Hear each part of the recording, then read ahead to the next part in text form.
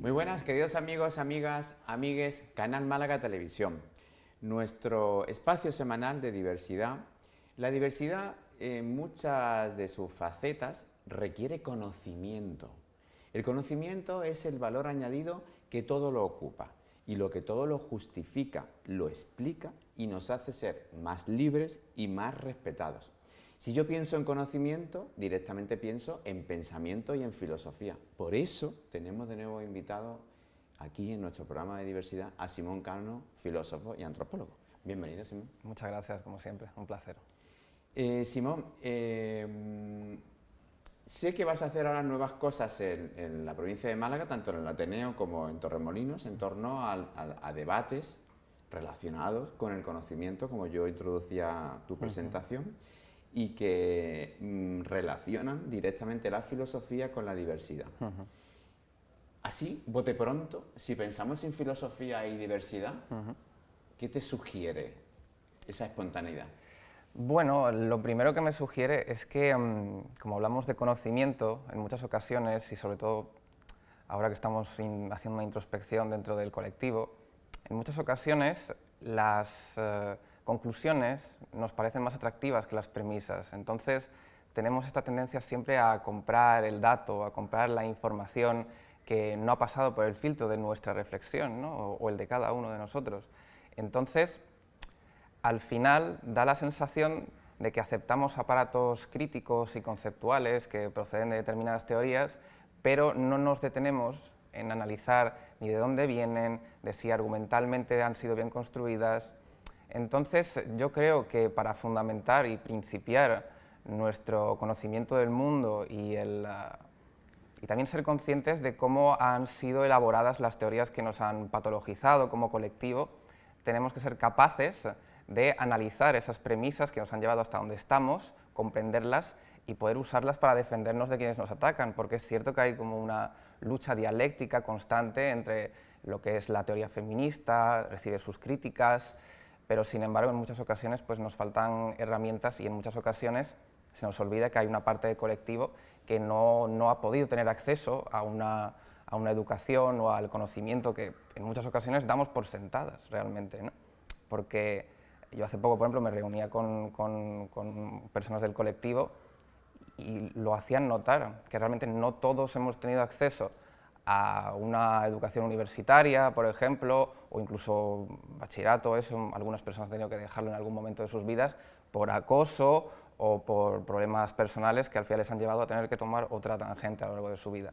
Entonces, yo creo que el conocimiento y la diversidad se tienen que tener mutuamente en cuenta a la hora de generar una autoconciencia de los privilegios que algunos hemos tenido frente a otros y que una manera de solucionarlo es acercarlo precisamente a través de estas charlas, a través de estas conferencias o tertulias.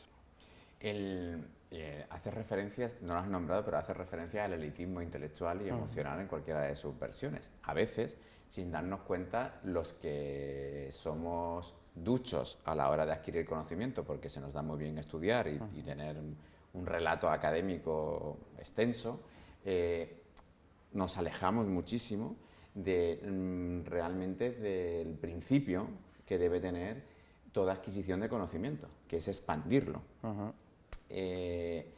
¿Cómo hacemos de fácil, ya que tú has tocado ese punto, que la filosofía, también de la diversidad, sea cercana, no solamente para la gente del colectivo, no solamente para las personas que conformamos el colectivo, sino para cualquier persona que tenga que entender desde el conocimiento conceptos que pueden parecer muy abstractos, muy lejos, muy alejados de nuestra conversación diaria, pero que a fin de cuentas, si hablamos de totalitarismo, o si hablamos de, no sé, de elitismo, o si hablamos de Sócrates, de Platón o de Ptolomeo, pues son conciencias diarias que están en nuestro vivir cotidiano. Sí, fíjate, aquí has dicho muchas cosas muy interesantes. Por ejemplo, para empezar con lo primero, realmente yo pienso que, decía Montaigne, por ejemplo, que realmente cuanta más filosofía haces, más te alejas del mundo que estás intentando analizar, ¿no? Es decir, hay que mantener siempre un pie sobre la tierra, que ese suelo al que describimos no sea siempre el ontológico,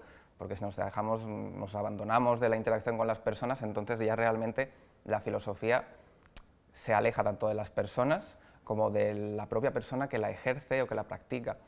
Siempre entendiendo que la filosofía es un ejercicio de estudio, porque realmente la filosofía es ya no solamente un amor por la sabiduría, sino que es una amistad, una fraternidad con esta, ¿no?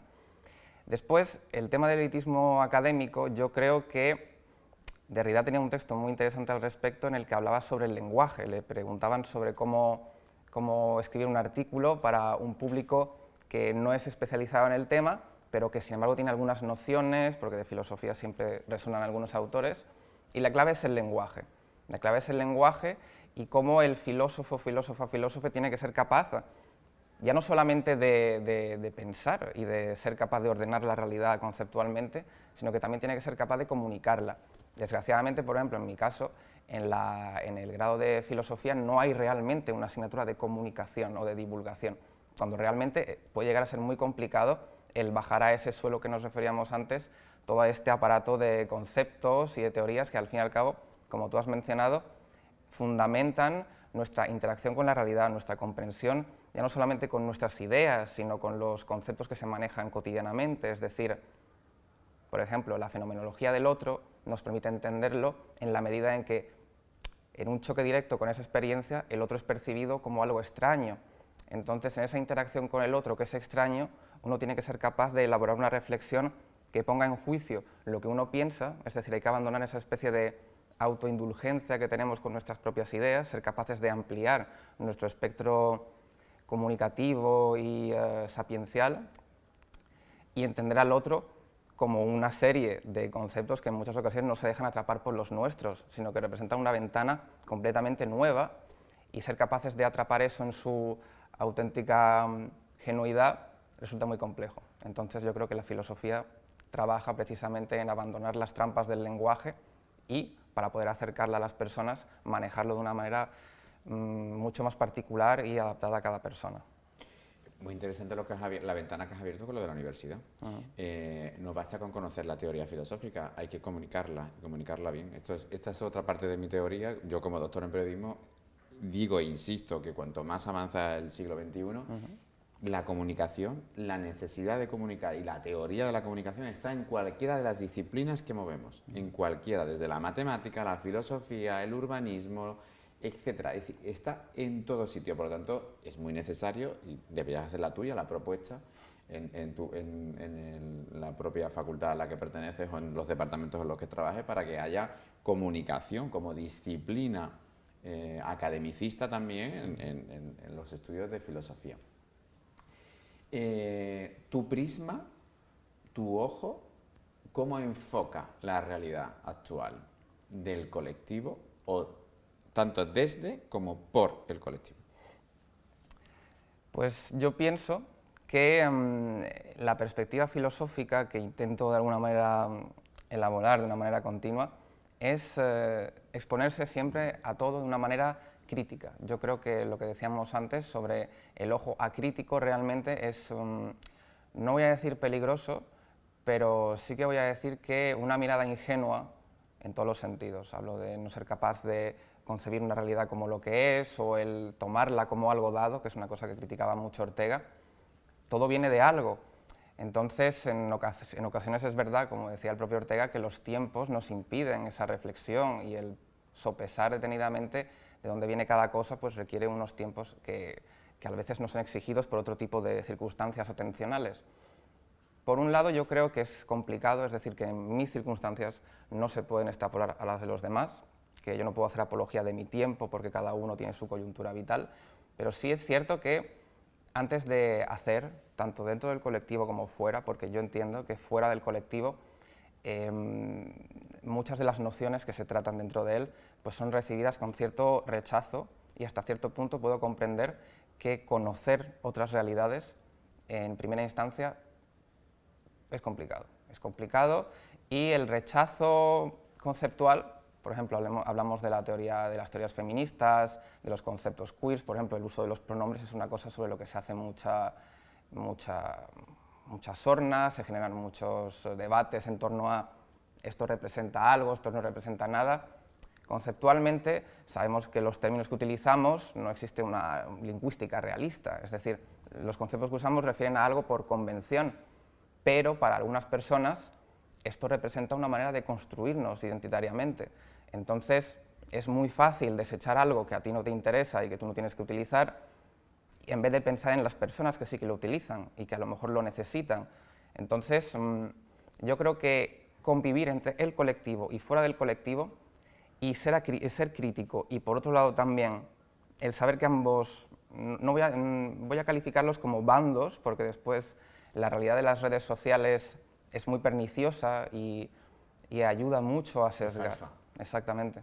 Entonces nos dibujan una realidad en la que los debates en torno a los pronombres, las teorías, pues son algo muy ávido, cuando realmente en el día a día nadie te exige que tú te refieras a esa persona con tales pronombres, ¿no? Pero hay que entenderlo, que es una manera de construirse.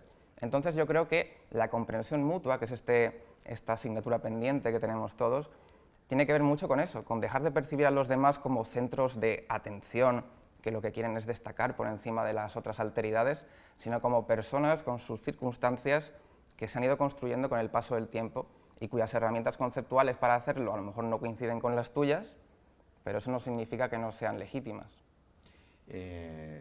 Utilizas conceptos absolutamente sorprendentes y que básicamente nos llevan a una conclusión, que se llama respeto.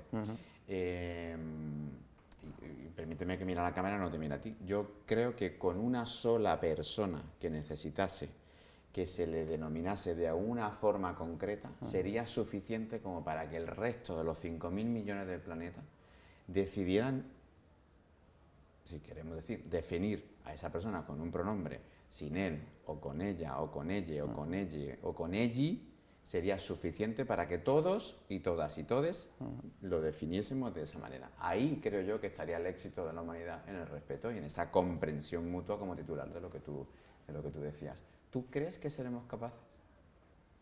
¿Qué te ha dicho la filosofía hasta ahora?